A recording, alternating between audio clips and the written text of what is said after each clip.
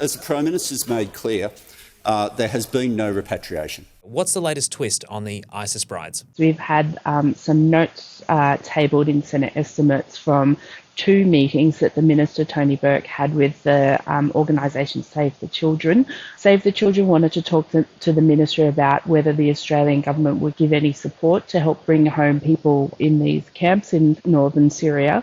And then they sent a letter to the Minister in August, which basically confirmed that the Minister had said to them, no, Australia wouldn't give any help. Now, there has been a little bit of confusion because of the timelines of this, but line up with around the time of when that group did arrive back in Australia, but it's actually coincidental timing. The group that made it their way back to Australia were a separate group than the group of people who Save the Children were advocating on behalf of. And the ones who did come back to Australia, they came back privately. The only help that they were given was to be given passports, but that's the right of any Australian citizen who's overseas, who's lost their travel documentation. So in that letter that the Save the Children sent to the Minister, they said that they've had an offer from US Central Command, which is a military section, to help repatriate even non-US citizens from those camps in Syria. And, that they needed assurances from the government that they would provide the passports and other documentation. That group of people are still in the camps, so they don't seem to have gotten any help to get out.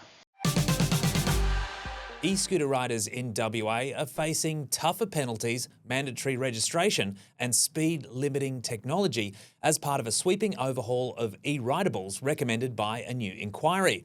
The 33 recommendations of the Ride Safe report were tabled in WA Parliament today after the probe was sparked by the death of Perth father Tan Phan, who was struck and killed by a scooter in the Perth CBD in May. The report found that there had been 14 deaths linked to eRidables since 2022, including children, and a huge surge in injuries that were likely never reported.